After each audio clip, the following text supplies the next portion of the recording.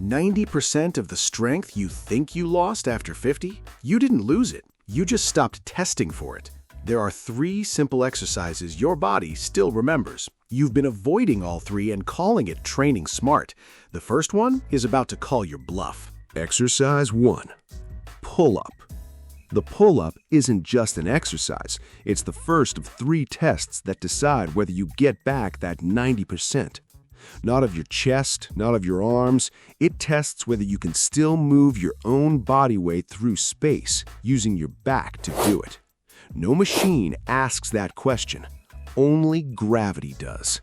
A pull-up recruits your lats, biceps, forearms, and core simultaneously in what's called a closed kinetic chain, meaning your hands are fixed and your whole body has to organize itself around that one point.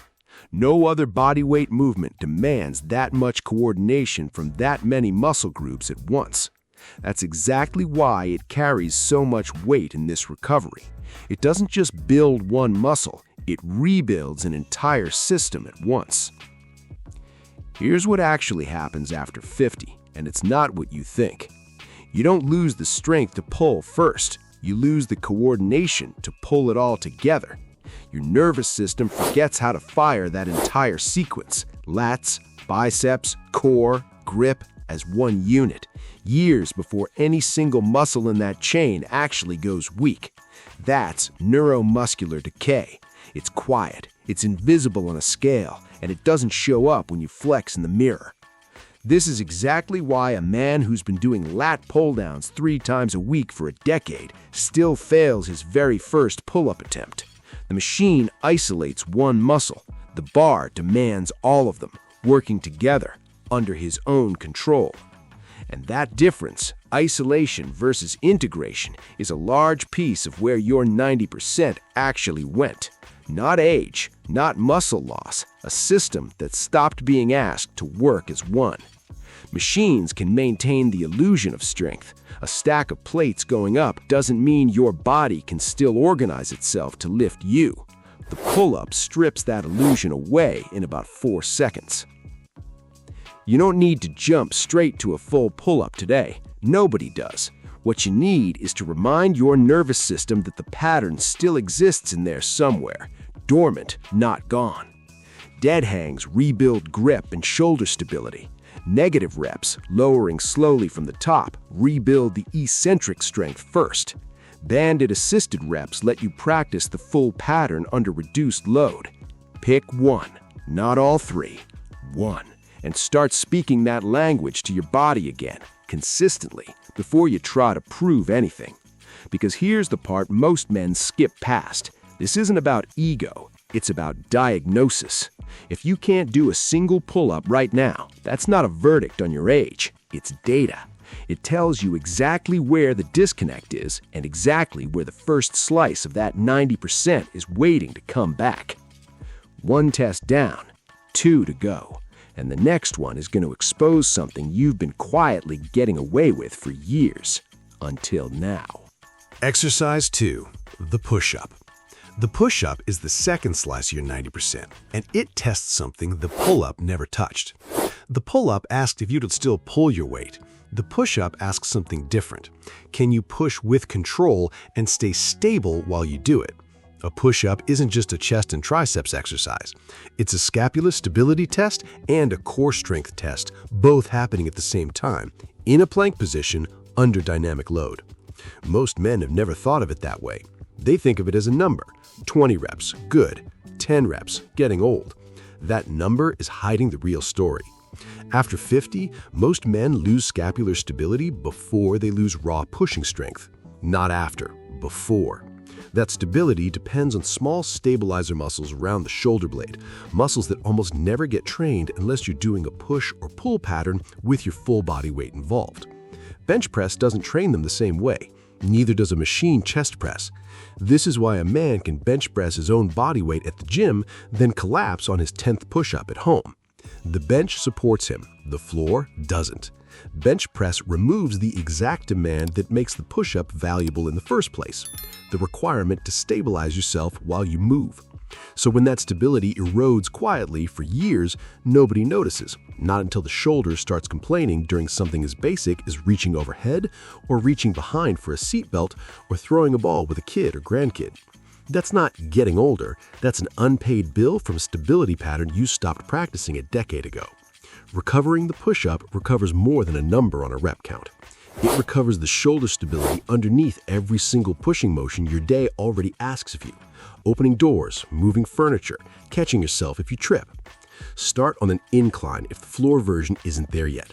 Elevated push-ups against a bench or a countertop still demand the same stabilization pattern, just with less load. Progress the angle down slowly. The goal isn't to rush the floor. It's to rebuild the stability first and let the strength catch up to it. 2 tests down. This is where most men would stop and call it enough. The third one is the one they're most afraid of, and it's the one doing the most damage by being avoided. Want a strong and healthy body? Hit the like button. If you're not subscribed to the channel yet, click the subscribe button. Exercise 3. Deadlift. It's the closest thing to a real-life movement that exists in a gym. Bending down, picking something heavy off the ground, standing back up. You do a version of this constantly. Groceries, suitcases, a grandkid, a bag of mulch, your own body getting out of a low chair. The deadlift trains your hips, hamstrings, glutes, and entire posterior chain to work together in one synchronized motion, the same chain your body relies on every time it lifts something off the floor, whether you call it exercise or not. After 50, strength loss in this specific pattern is directly tied to something with a name: gluteal and hamstring sarcopenia. Muscle loss, specifically in the muscles you sit on all day and rarely asked to do real work. Modern life sits you down for 8, 10, 12 hours. Those muscles go quiet. And quiet muscles don't just get weak, they forget how to fire on command. The same neuromuscular decay you already saw with the pull-up. Here's the part that's going to sound backwards. Most men avoid the deadlift because they're afraid of hurting their lower back. That fear is usually pointing at the exact wrong villain. Most lower back pain in this age group doesn't come from the deadlift. It comes from weak glutes and hamstrings forcing the lower back to compensate for work it was never built to do alone. Avoiding the movement doesn't protect your back. It starves the muscles that were supposed to be protecting it in the first place. Done with correct form, flat back, hips hinging, weight close to the body, the deadlift doesn't damage the lower back. It's one of the few movements that actively strengthens it. Start light. A kettlebell, a barbell with just the bar, even a loaded backpack held at hip height. The load matters less than the pattern at first. Hip hinge, chest up, weight through the heels, stand. This is the movement most men gave up on first, and it's costing them the most, because it's not just strength you lose when you avoid it, it's confidence in your own spine. 3 tests down. None of them alone gets you back to 90%, but together they're not 3 separate exercises anymore. They're one system, and that system is what the next part is about. Bonus! How to combine all 3 into one full-body protocol. This is where the 90% stops being a promise and starts being a number you can actually reach. Not from any single exercise, from the combination. Pull up, push up, deadlift. That's not 3 random movements. That's pulling, pushing, and lifting from the ground. The 3 fundamental patterns the human body was built to perform for life. Miss one, and you're only rebuilding a third of the system. Do all 3 together, and something different happens. For a man over 50, this combination recruits nearly every functional muscle group in the body inside a single protocol. Not isolated, not one muscle at a time, integrated, the same way your body actually uses strength outside the gym. That word, integrated, is the entire reason this gets you back to 90% faster than anything else you've tried. Your body isn't building this strength from zero. That's the part almost nobody tells men over 50. It's reactivating a neuromuscular system that already existed, one that went quiet from disuse, not one that died. That's the difference between rebuilding and recovering. Rebuilding takes years. Recovering takes weeks because the wiring is still there, just waiting for a reason to switch back on. Here's how the 90% actually gets rebuilt in practice. 2 to 3 sessions a week, each one touching all 3 patterns: a pull, a push, a hinge from the floor. Progression matters more than intensity. Add 1 rep before you add 1 pound. Add 1 pound before you add 1 set. A man over 50 who trains this way for 8 to 12 weeks isn't hoping for 90%. He's tracking it. In the pull-ups he couldn't do in week 1, in the push-ups that used to stop at 8, in the weight coming off the floor that used to feel impossible. This isn't about chasing the strength you had at 30.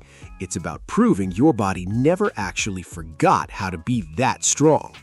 You didn't lose 90% of your strength to age. What did you think of this video?